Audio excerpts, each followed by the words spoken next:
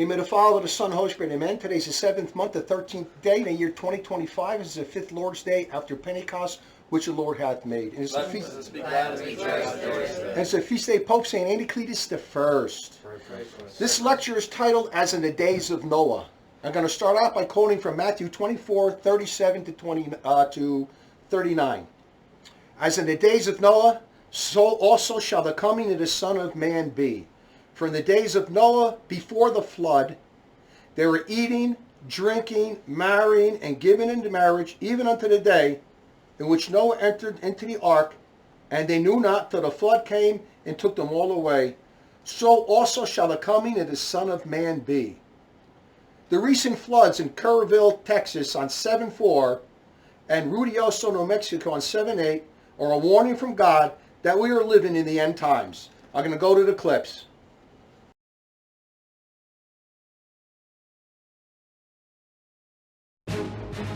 Tonight, on the ground from the Texas Hill Country, as the waters recede and the death toll now exceeds 100 lives lost. Rivers all over central Texas rose and rose, so much death and destruction downstream. One river rising 32 feet in just 90 minutes, unleashing a force like a massive dam burst. The sheer force of destruction, immense. The new video coming in of rescues off of rooftops as stories of survivors awaken to their homes filled with waters emerge, but so many not so lucky. And asleep along the riverbanks, various camps for kids, hundreds made it out, but dozens did not. Tonight, 27 campers and counselors from Camp Mystic alone among the dead and missing. 2 girls found together 15 miles downstream were on the riverbanks as rescues continue. Responders seeing the unthinkable and combing miles of giant knots of trees, cars, and homes. This is NBC Nightly News with Tom Yamas, reporting tonight from Kerrville, Texas. And good evening. We come on the air tonight from Texas's Hill Country. Just below us is the Guadalupe River, and you can see the destruction it carved out in parts of central Texas. Down there is where the river stands tonight, and we wanted to show you how high it rose, more than 30 feet, even higher from where we are broadcasting live tonight, wiping out everything in its way. And today we were with rescuers digging into mangled cars, caked in mud along riverbanks, crews setting out on airboats and diving into the river, all trying to find signs of life. Survivors trapped, airlifted from their homes to safety. You see it right here. The destruction immense. You can see bridges wiped out completely. And new videos showing the quick rise of the nearby Llano River. This in under an hour. Look at that water rise. Camp Mystic grieving the loss, and this is hard to say, of 27 campers and counselors. You can see the heartbreaking images, the high water line inside the cabins where children slept. Muddied mattresses, stuffed animals and trunks all left behind. With so many holding out hope, more will be found alive. Tonight, battling the heat, mud, and misery, they're looking for any signs of life. Search and rescue teams on the Guadalupe River furiously combing through massive mountains of debris. We're in the middle of the river right now, and just behind me you can see why this search and recovery is so complicated. There are mounds of this mangled steel and tree branches and tree trunks. This team is trying to figure out a way inside to see what, if anything, or anyone is still trapped. An all-out search for survivors by water, air, and horseback. All over this area, you see homes and trailers and RVs with this giant orange X. It means they've been searched. We hope whoever lived in here got out, because you can see what the river water did to this, flipping this entire RV over, destroying everything inside. Volunteer firefighter Wyatt Kelly has been at this for days. What kind of things have you seen out here? Unthinkable things. I mean, there's things that no one ever would have thought they've seen in their lifetime. So many people were in their beds, fast asleep, when the floodwaters began to rapidly rise early on the 4th of July. The catastrophic flooding killing at least 104 people in 6 counties, including Julian Ryan, who was with his mother, kids, and wife Christina in their trailer home as the water began to rise. My husband started panicking because there was no way for us to get out. There was no way for us to get up, and so he tried to bust out the window and sliced his arm almost off. Christina says he quickly began to bleed out. What do you remember? I'm so sorry you had to see your son go through that. I just remember holding him so he would get swept in the flood. Blood going everywhere. His last words to me was, "Mom, I love you. And you make sure you tell everybody else I love you. Love them." Tragedy also playing out at Camp Mystic, which says 27 of its campers and counselors are among the dead and missing. Hallie Thompson's 10-year-old daughter somehow managed to escape from her cabin. My daughter grabbed onto a tree and grabbed the hand of her friend and put it on the tree. And so one by one, those girls came out and found anything they could cling to. Hallie and 4 other family members were nearby. Their cabin was also surrounded by water. She says their neighbors saved their lives. It feels wrong or strange to feel how grateful that I am that we're all alive while we are still waiting for word about friends' daughters, and while we have received word of the friends' daughters who've died. Lila Bonner, Sarah Marsh, Janie Hunt, Eloise Peck, and twins Hannah and Rebecca Lawrence, just some of the young campers whose lives were cut tragically short. Kellyanne Littall is still missing. What do all the reindeer do? Her dad posting this video of her solo at a Christmas pageant, asking prayers for a miracle. You can see the flood's devastating toll on the century-old all-girls camp in these images. Look at how high the water came into the cabin. The floodwaters tossing muddy mattresses from bunk beds. This pink trunk with the name L flipped on its side. A stuffed animal left behind. Now here's a flood that took place in Ruidoso, New Mexico on 7/8/2025, but this is from a news report on 7/9.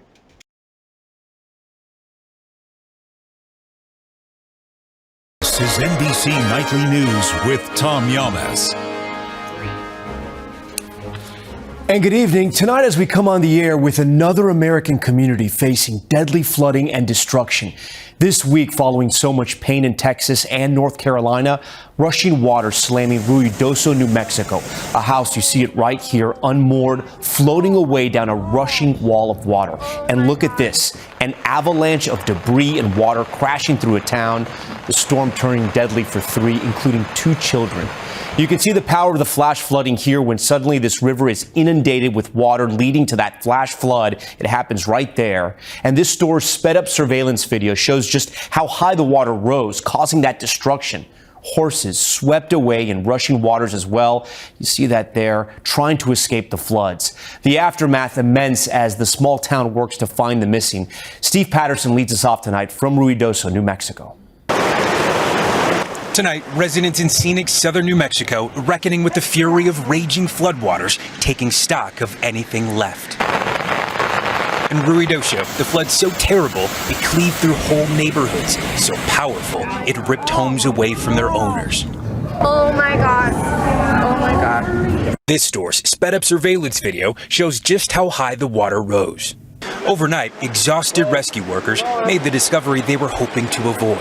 3 dead, including 2 young children, a 7-year-old boy and a 4-year-old girl. The little boy was found under the utility trailer by the bridge on a meander, and the little girl was about 50 feet away from him.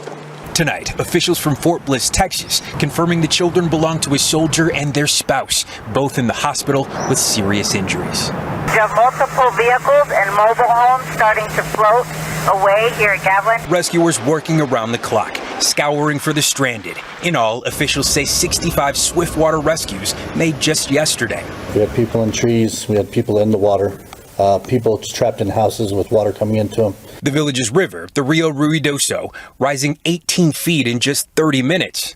The mud is just everywhere. Lifelong Ruidoso resident Eric Orozco says he and his family's decades-old home is just too far gone. And just see so much work that you put into, and not just for us, bro, it's just for everyone in this community right here that's going through this flood damage, and it just really hurts.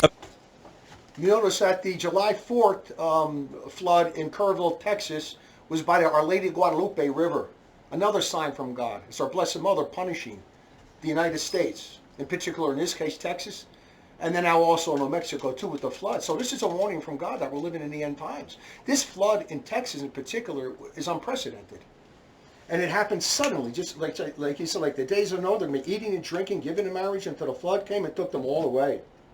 Now the amazing part about this whole thing, this flood took place on 7/4, and we came together on the Lord's Day, which was 7/6 on the Lord's Day for mass prayers. And we're going to mention a few God incidents. We call them God incidents. That God's confirming how this is a sign, about the imminent destruction of not just the United States, but the West and the whole, we're in the end times, but especially in particular the United States. So when we came together on the Lord's Day on 7/6, 2 days later, it was the fourth Lord's Day after Pentecost, which we were celebrating. And our Old Testament reading, we made our own Roman Missal in which we go through all the events in the history of the Bible after Pentecost, starting from the creation of Adam and Eve, and we go forward from there, all the major events, and every week we progress forward. So this particular week was about the flood of Noah.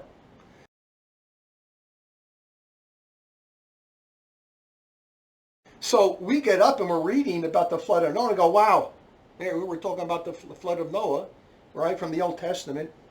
And we were reading that during our Old Testament reading. We said, there's no God telling us, he's sending this flood as a warning. Then, when we're done with the mass prayers, we're praying the hymns.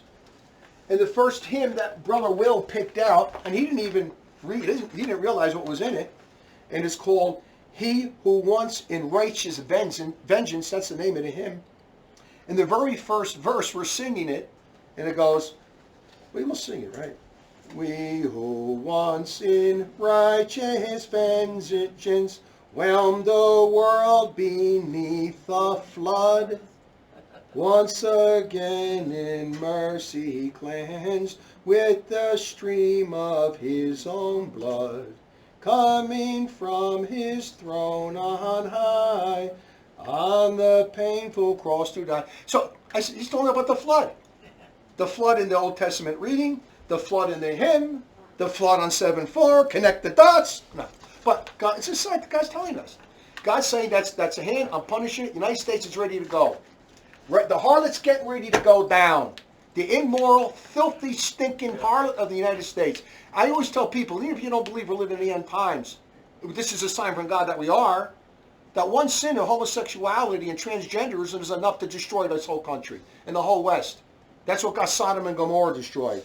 So this is a warning from God, and we got these particular God instances on that day. Then also another God instance which happened before the flood. This happened in Kerrville, Texas, before 7/4. I posted this up on my Facebook account on June 23rd, 2025. And I said, how narrow is the gate and straight's the way that leads to life, and there are few that are that find it, Matthew 7:14. And I quote the Noah verse, Matthew 24:37-29.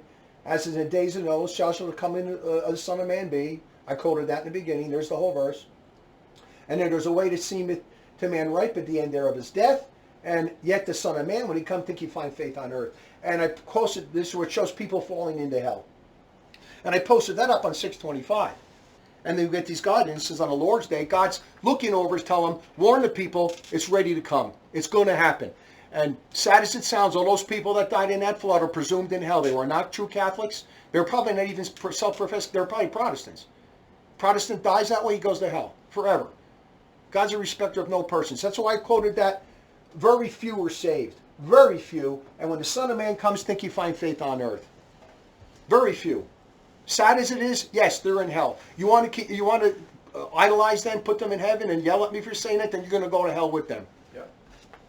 So you better listen to what I'm saying right now. These are warnings from God about imminent destruction of the United States. In the West itself, the West is the most immoral, way more immoral than the East. Now this also, when I'm looking at this reminds me of one of the first lectures I ever did when I went into the monastery in Berlin, New Jersey in April of 1996. And I gave two lectures. I gave one, the second coming of Jesus Christ, and the other was the second coming of the Messiah. The second coming of Jesus Christ I did in front of a small audience. The second coming of Messiah was filmed alone, just me and with the camera guy. And I was filmed the day before. Well, this is just the ending part of that lecture I gave in 1996.